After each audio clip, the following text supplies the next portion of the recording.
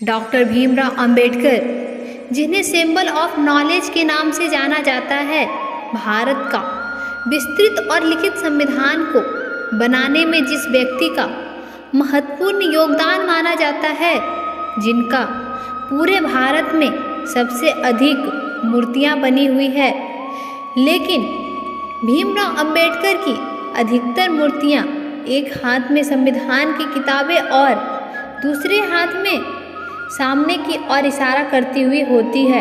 तो क्या आप जानते हैं वह किस तरफ इशारा करती है और क्या इशारा कर रही है?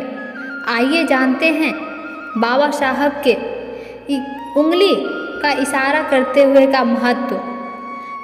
आखिर बाबा साहब क्या इशारा कर रहे हैं?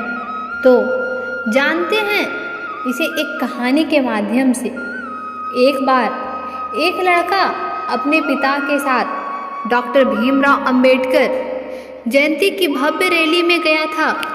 वापस घर आने पर अपने पिता से प्रश्न पूछा, पिताजी, बाबा साहब हमेशा सूट बूट में ही क्यों रहते थे?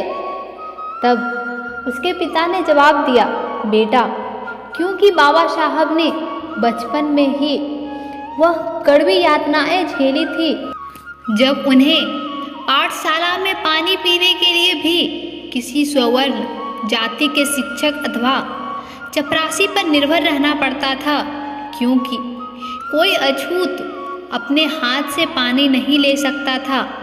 जब वह पढ़ लिख कर भारत वापस आए तब भी स्थिति वैसी ही थी। तब जाकर उन्होंने भारत में समाज सुधार का कार्य किया। उन्हें लगता था कि मेरा समाज भी अच्छे कपड़े पहनेंगे। यदि मैं सूट बूट में रहूँगा तो मेरा समाज मुझसे प्रेरणा लेकर और मुझे आदर्श मानकर खुद भी सूट बूट पहनेगा। तब लड़का कहता है, ठीक है पिताजी, आज से मैं भी सूट बूट में ही रहूँगा। लड़का, अच्छा पिताजी, बाबा साहब के जेब में हमेशा पेन क्यों रहता है? तब उसके पिताजी ने जवाब दिया, बहुत अच्छा प्रश्न पूछा बेटा। कलम होने का मतलब है शिक्षित होना ही सबसे ज़रूरी काम है। अरे वो सिर्फ कलम नहीं, पीड़ित शोषित लोगों को गुलामी से मुक्त करने की वह आधुनिक तलवार है। उसी कलम से बाबा साहब ने आगे चलकर भारतीय संविधान लिखा। फिर लड़का सवाल पूछता है, पिताजी, मैं भी आज से अपनी जेब में कलम लगाऊंगा और खूब पढ़ाई करूंगा। लड़का सवाल पूछता है, पिताजी, मैं आपसे आखिरी प्रश्न पूछ रहा हूँ, क्या बाबा साहब ने उंगली कहाँ दिखाई और उनके हाथ में कौन सी किताब है? तब उसके पिताजी ने जवाब दिया, बहुत अच्छा बेटा, बहुत सटीक और तर्कपूर्ण प्रश्न पूछा है आपने। बेटा, उनके हाथ में जो किताब है उसका नाम है भारतीय संविधान।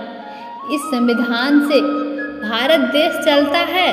इसी संविधान से सभी को समता, स्वतंत्रता, न्याय और बंधुत्व का बल मिलता है। बाबा साहब की उंगलियां यह इशारा करती है कि शिक्षित रहो, आंदोलित करो और संगठित रहो।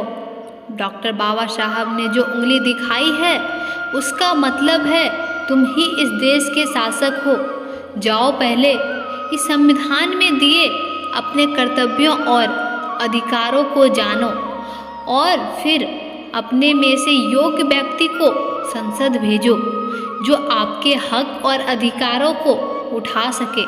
अगर इस संविधान को सही मायने में अमल में लाना है तो योग्य लोग संसद में आने चाहिए। वह उंगली यह संबोधित करते हैं कि अपने भले के लिए स्कूल, कॉलेज और संसद में जाओ। फिर लड़का अपने पिताजी से कहता है, धन्यवाद पिताजी, मैं भी बाबा साहब के विचारों पे चलूँगा और इस देश का शासनकर्ता जमात बनकर बहुत आगे जाऊँगा। वैसे तो बाबा साहब कहते हैं, मेरी जय जयकार करने की अपेक्षा मेरे बताए हुए मार्ग का अनुसरण करें। तो दोस्तों, आपको ये वीडियो कैसी लगी कमेंट बॉक्स में ज़रूर लिखें। अगर इसी प्रकार प्रत्येक पिता अपने बच्चे को बाबा साहब के बारे में समझाएं तो वह दिन दूर नहीं जब संसद क्या संपूर्ण विश्व में बाबा साहब के बच्चे अपना नाम रोशन करेंगे और हमारे देश की उन्नति और विकास में मदद करेंगे। धन्यवाद दोस्तों।